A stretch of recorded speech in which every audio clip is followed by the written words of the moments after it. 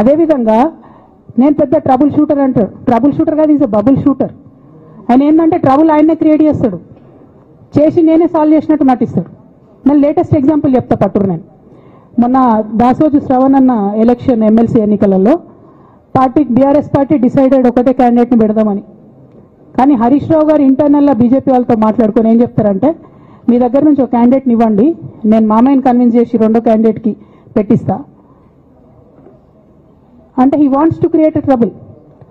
ఈ క్రైసిస్లో ఆల్రెడీ మన పార్టీలోకి వెళ్ళి 10 మంది ఎమ్మెల్యేలు వెళ్ళిపోయినాక, 38 మందిలో 10 మంది పోయినాక నువ్వు ఇంకో సెకండ్ క్యాండిడేట్ని పెడితే ఎంత కన్ఫ్యూజన్ అవుతుంది?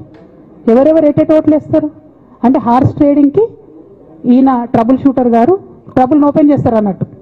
నాకెందుకో లక్కీగా ఒక బీజేపీ ఎమ్మెల్యే గారు ఫోన్ చేసి, అక్క మరి పెద్దసారి పర్మిషన్ ఉందా హరీష్ అని ఇట్లా అంటున్నారంటే, నేను డైరెక్ట్గా పెద్దసారికే ఫోన్ చేసి నాన్న మరి ఇట్లా అంటున్నారు, మనం సెకండ్ క్యాండిడేట్కి పర్మిషన్ ఇస్తారంటే, nothing doing, only Shravan will get elected, ఎవరు చెప్పారు మీకు అన్నారు. అంటే నేను ఆ విషయం వెంటనే అటువైపు కన్వే చేసిన, లేదండి మాకు అట్లాంటి ఆలోచన లేదు.